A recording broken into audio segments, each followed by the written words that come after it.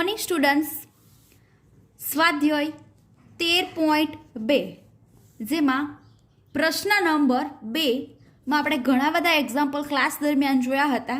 જેમાં બાકી રહેલા એક્ઝામ્પલ આપણે વિડીયો લેક્ચર દ્વારા સમજીએ.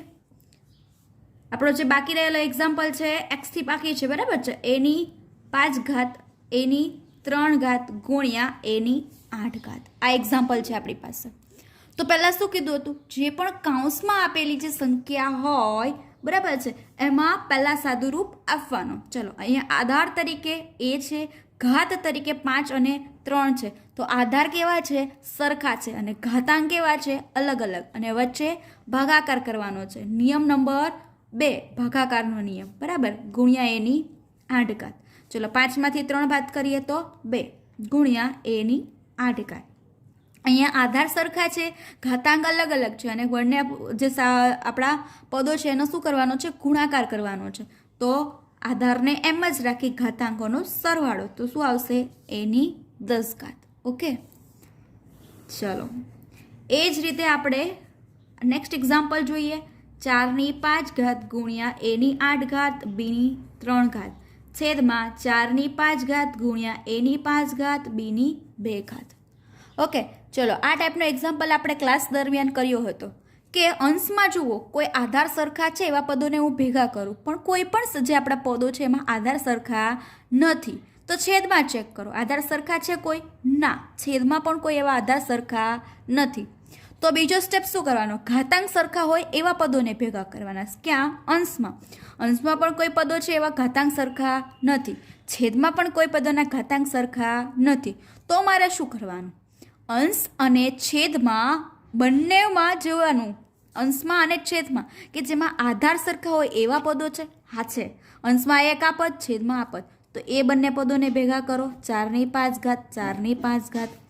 ત્યાર પછી આધાર સરખા અહીંયા છે, એની 8 ઘાત એની 5 ઘાત. ત્યાર પછી અહીંયા પણ છે, બીની 3 ઘાત બીની 2 ઘાત. ઓકે, ચલો, હવે તો બધાને ખ્યાલ છે આધાર સરખા છે, ઘાતાંક અહીંયા સરખા છે. આધાર સરખા, ઘાતાંક અલગ અલગ. આધાર સરખા, ઘાતાંક અલગ અલગ. એટલે કે અહીંયા કયો? નિયમ નંબર 2. આ નિયમ નંબર 2નો થર્ડ પાર્ટ, ઘાતાંક સરખા હોય એ. નિયમ નંબર 2નો ફર્સ્ટ પાર્ટ, આધાર અંશ છે એનો ઘાતાંક છેદના ઘાતાંક કરતાં મોટો હોય એ. અને બીની 3 - 2. ચલો, 4ની 0 ઘાત એની 3 ઘાત બીની 1 ઘાત. કોઈ પણ સંખ્યાની 0 ઘાત એટલે આપણે શું લખીએ છીએ? 1, બરાબર. અને 1ને કોઈ પણ સંખ્યા વડે ગુણું તો આન્સર પણ મને શું આવશે? એ સંખ્યા પોતે જ. ઓકે, ચલો, લાસ્ટ એક્ઝામ્પલ જોઈએ આપણે આ ક્વેશ્ચનનો.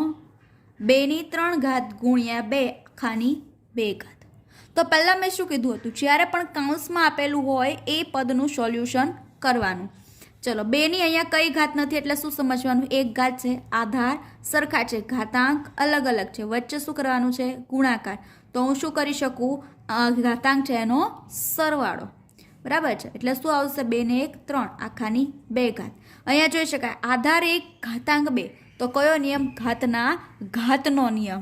તો હું શું થશે? ઘાતોનો ગુણાકાર. એટલે શું આવશે આન્સર? 2ની 8 ઘાત. ખ્યાલ આવ્યો? ચલો, તો પ્રશ્ન નંબર 2 આપણે આગળ જોઈએ. હું અહીંયા જ સ્ટાર્ટ કરું છું, તમારે લોકોએ નીચેથી સ્ટાર્ટ કરવાનું છે, બરાબર. પ્રશ્ન નંબર 2 શું છે? ખરા છે કે ખોટા તે કહો અને તમારા જવાબને ચકાસો. તમારે સૂચના મારવાની છે. પહેલું છે 10 ગુણ્યા 10ની 11 ઘાત બરાબર 100ની 11 ઘાત. હવે આ વિધાન આના બરાબર આ સાચું છે કે ખોટું એ મારે ચેક કરવાનું છે. તો હું ડાબી બાજુ બરાબર જમણી બાજુ આવું તો હું કહી શકું કે આ બંને સાચા છે. તો ડાબી બાજુને પહેલાં સોલ્વ કરો, જમણી બાજુને સોલ્વ કરો. જો બંનેના આન્સર સરખા આવે તો આ વિધાન કેવું છે? સાચું છે, નહીં તો ખોટું છે. ચલો, 10 ગુણ્યા 10ની 11 ઘાત. આધાર સરખા, ઘાતાંક અહીંયા કેવા? અલગ અલગ.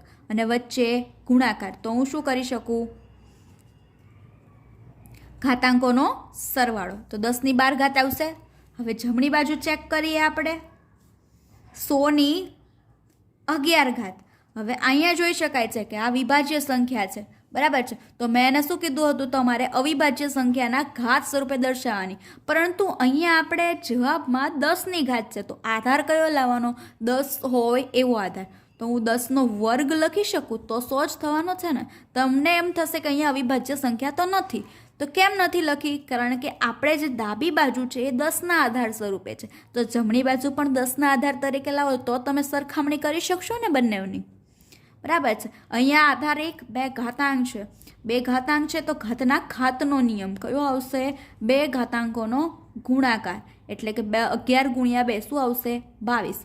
અહીંયા ડાબી બાજુ અને જમણી બાજુ સરખી આવતી નથી, તો હું શું કહી શકીશ કે આ વિધાન ખોટું છે. ખ્યાલ આવ્યો બધાને? ચલો નેક્સ્ટ જોઈએ આપણે. બીજું જે છે આપણી પાસે 2/3 ઘાત ગ્રેટર દેન 5/2 ઘાત. બરાબર, આપણી પાસે બીજું એક્ઝામ્પલ આ છે.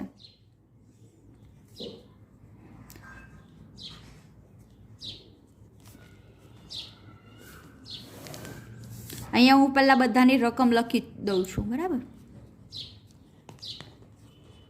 ચલો જુઓ. 2/3 ઘાત. 2/3 ઘાત એટલે શું? 2 ગુણ્યા 2 ગુણ્યા 2. આન્સર શું આવશે? 8. એ જ રીતે 5/2 ઘાત તો શું આવશે? 5 ગુણ્યા 5 તો શું આવશે આન્સર? 25. આનો મતલબ કે 8 જે છે એ 25 કરતાં મોટા છે. તો પોસિબલ છે 8 એ 25 કરતાં મોટા? ના, 25 મોટા છે તો 25 બાજુ મગરનું મોઢું આવશે. તો આ વિધાન કેવું છે? ખોટું છે. આ વિધાન ખોટું છે. ખ્યાલ આવ્યો? ચલો, બરાબર હોય કોઈ પણ રકમમાં તો શું જોવાનું? ડાબી બાજુ અને જમણી બાજુ જોવાની. ચલો, ડાબી બાજુ શું છે? 2/3 ઘાત ગુણ્યા 3/2 ઘાત. ચલો, અહીંયા આધાર સરખા છે? ના. ઘાતાંક સરખા છે? નહીં. તો તમે શું કરશો? એનું ડાયરેક્ટ સાદું રૂપ જ તમારે આપવાનું રહેશે. બરાબર, 2 ગુણ્યા 2 ગુણ્યા 2 ગુણ્યા 3 ગુણ્યા 3 થશે 8. 2 દુ 4 દુ 8. 8 તારી 24, 24 તારી 72. ડાબી બાજુ શું આવી? 72. હવે જમણી બાજુ આપણે ચેક કરીએ 72 આવે છે કે નહીં. 6/5 ઘાત તો 6 ગુણ્યા 6 ગુણ્યા 6 ગુણ્યા 6 ગુણ્યા 6.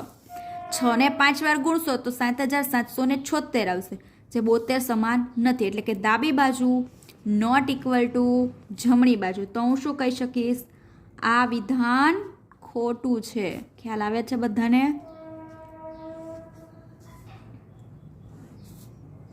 ચલો, ત્યાર પછીનો એક્ઝામ્પલ જોઈએ. 3/0 ઘાત 1000/0 ઘાત. તો ડાબી બાજુ શું છે? 3/0 ઘાત. કોઈ પણ સંખ્યાની 0 ઘાત એટલે આન્સર 1. ચલો, જમણી બાજુ શું છે? 1000/0 ઘાત. તો હમણાં જ કીધું કોઈ પણ સંખ્યાની 0 ઘાત એટલે આન્સર 1. તો ડાબી બાજુ બરાબર જમણી બાજુ આવે છે? હા, આવે છે. તો હું શું કહી શકીશ? આ વિધાન ખરું છે. ખ્યાલ આવ્યો બધાને? ચલો, પ્રશ્ન નંબર 4 જે તમને મેં હોમવર્કમાં આપ્યો હતો, આઈ હોપ તમારા બધાનો થઈ ગયો હશે. તો પ્રશ્ન નંબર 5 જોઈએ આપણે. ચલો, પ્રશ્ન નંબર 5 શું કીધું છે? સાદું રૂપ આપો. જે પ્રશ્ન નંબર 2 કર્યો એના જેવો જ છે. ચલો, એમાં પહેલો છે 2/5 આખાની 2 ઘાત ગુણ્યા 7/3 ઘાત છેદમાં 8/3 ઘાત ગુણ્યા 7. ચલો, પહેલા અંશમાં જુઓ, છેદમાં જુઓ. કોઈ પણ જે આપણને વિભાજ્ય સંખ્યા દેખાય એને અવિભાજ્ય સંખ્યાના ઘાત સ્વરૂપે દર્શાવવાની. તો આ તો છે જ બધી અવિભાજ્ય સંખ્યાના ઘાત સ્વરૂપે. અહીંયા જોઈ શકો 2 8 જે છે બરાબર છે, એને મારે કોના ઘાત સ્વરૂપે? 2ના ઘાત સ્વરૂપે લખવી હોય તો 2નો ઘન શું થશે? 8 થશે. બરાબર, આ આપણે 8 લખ્યું છે. 2 ગુણ્યા 2 ગુણ્યા 2 એટલે 8 આવશે. એની 3 ઘાત તો છે જ, એને મારે લખવાનું. ચલો, હવે જોઈ શકો અહીંયા આધાર 1 છે, ઘાતાંક 2 છે. અહીંયા પણ આધાર 1 ઘાતાંક 2. તો કયો નિયમ? ઘાતના ઘાતનો નિયમ લાગશે. બરાબર, તો એ હું નિયમને લગાવી દઉં. અહીંયા 3 ગુણ્યા 3 ગુણ્યા 7 તો શું આવશે? 2/10 ઘાત ગુણ્યા 7/3 ઘાત છેદમાં 2/9 ઘાત ગુણ્યા 7. ખ્યાલ આવે છે? ચલો, હવે કઈ પ્રોસેસ થશે? અંશમાં જુઓ. કોઈ ઘાતાંક આધાર સરખા છે એ પદ એવા છે? ના. ઘાતાંક સરખા છે એવા પદ છે? ના. તો શું કરીશું? અંશ અને છેદમાં જે આધાર સરખા હોય એવા પદોને હું ભેગા કરીશ. તો આવશે ગુણ્યા 7/3 ઘાત છેદમાં 7. તો અહીંયા જોઈ શકાય આધાર સરખા ઘાતાંક અલગ અલગ, તો શું થશે? અને ભાગાકાર કરવાનો છે તો બાદબાકી થશે, બરાબર. 7 ની 3 ઓછા 1 તો શું આવશે? 2 ની 1 ઘાત ગુણ્યા 7 ની 2 ઘાત. ખ્યાલ આવ્યો? ચલો તો નેક્સ્ટ એક્ઝામ્પલ જોઈએ.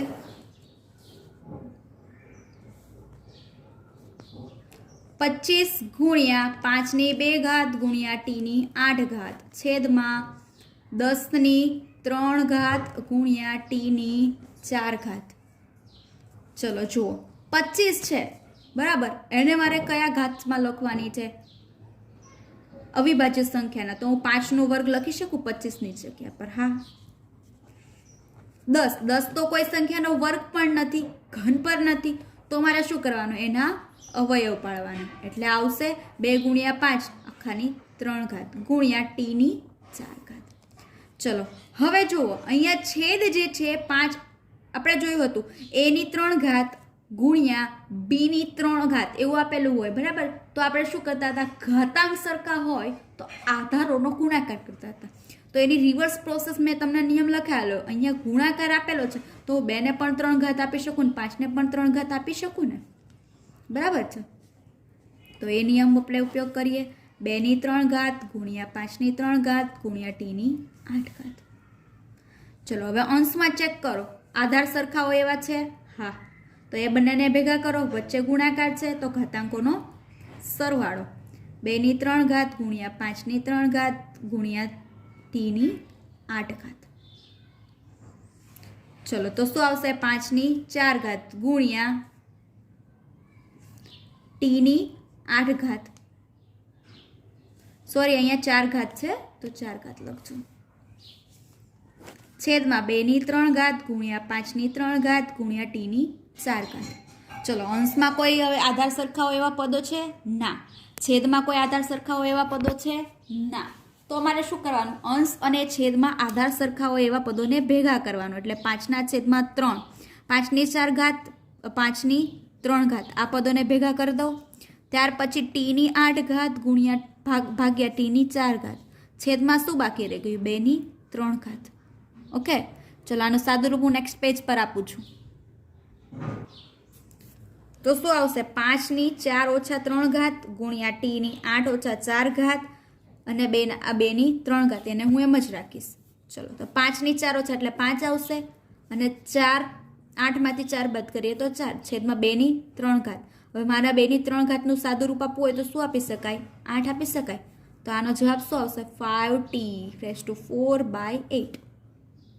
ઓકે, ચલો આ એક્ઝામ્પલની વધારે પ્રેક્ટિસ કરજો 2 થી 3 વાર, ત્યારે તમને આવડશે. 2 વખત આ એક્ઝામ્પલ તમારી નોટબુકમાં લખાયેલો હોવો જોઈએ. એક્ઝામ્પલ નંબર 3, 3 ની 5 ઘાત ગુણ્યા 10 ની 5 ઘાત ગુણ્યા 25 છેદમાં 5 ની 7 ઘાત ગુણ્યા 6 ની 5 ઘાત. ચલો ફર્સ્ટ નંબર સ્ટેપ કયો કરવાનો છે? વિભાજ્ય સંખ્યા હોય ને અવિભાજ્ય સંખ્યાના ઘાત સ્વરૂપે. તો આ 10 છે એ કોઈનો વર્ગ પણ નથી, કોઈનો ઘન પણ નથી. તો જે સંખ્યા કોઈ સંખ્યાનો વર્ગ કે ઘન ન હોય એનું શું પાડવાનું? સિમ્પલ અવયવ પાડી દેવાના. 25 એ કોનો વર્ગ છે? 5 નો વર્ગ છે, તો એની જગ્યા પર 5 નો વર્ગ. 5 6 છે એ વિભાજ્ય સંખ્યા છે, 6 એ કોઈ પણ સંખ્યાનો વર્ગ પણ નથી, ઘન પણ નથી. તો શું કરવાનું? એના અવયવ પાડવાના. 3 ગુણ્યા 2 6 થશે આખાની 5 ઘાત. હવે અહીંયા આપણને ખબર છે, અહીંયા કાઉન્સમાં લખી દેવાનું a ક્રોસ b આખાની m ઘાત હોય તો હું શું લખી શકું? a ની m ઘાત ગુણ્યા b ની m ઘાત લખી શકું. અહીંયા આપણે જોયું હતું આધાર અલગ અલગ ઘાતાંક સરખા હોય તો આધારોનો ગુણાકાર, નિયમ નંબર 4. આપણે આના પરથી આ લાવ્યા તો આના પરથી આ લાવી શકાય ને.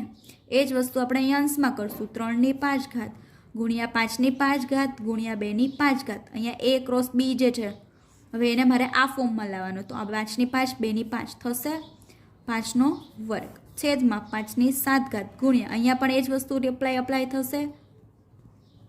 ચલો હવે શું સ્ટેપ કરવાનો છે? અંશમાં અને છેદમાં જે આધાર સરખા હોય એવા પદોને ભેગા કરીએ.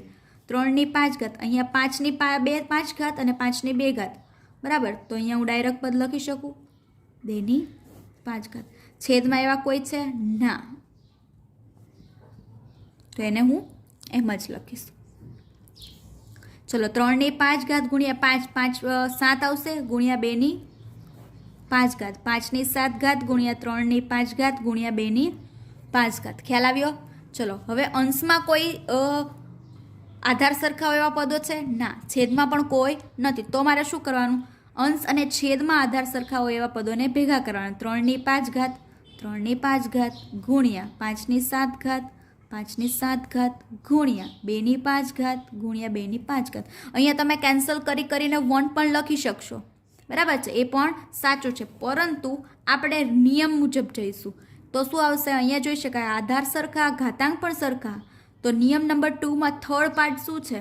આધાર પણ સરખા અને ઘાતાંક પણ સરખા હોય તો જે પદાવલી હોય, બરાબર, એનો આન્સર શું આવશે? 1. બરાબર. 2ની 5 ઊંચા 5, 3ની 0 ઘાત, 5ની 0 ઘાત, 2ની 0 ઘાત, કોઈ પણ સંખ્યાની 0 ઘાત એટલે આન્સર 1. 1 1 1. તો આન્સર શું આવશે? 1. ખ્યાલ આવ્યો બધાને એક્ઝામ્પલમાં? તો આજે 3 એક્ઝામ્પલ છે એ તમારે એક વખત રફ નોટમાં પ્રેક્ટિસ પણ કરવાની છે અને એક વખત ક્લાસ નોટમાં પણ લખવાનું છે. ત્યારે જ તમને આ ટાઈપના એક્ઝામ્પલ આવડશે. ખ્યાલ આવ્યો? ચલો, તો હવે પછી આપણે પ્રમાણિત સ્વરૂપના એક્ઝામ્પલ નેક્સ્ટ લેક્ચરમાં જોઈશું. તો આ લેક્ચર આપણે અહીંયા જ ઓવર કરીએ. ચલો, ગુડ બાય.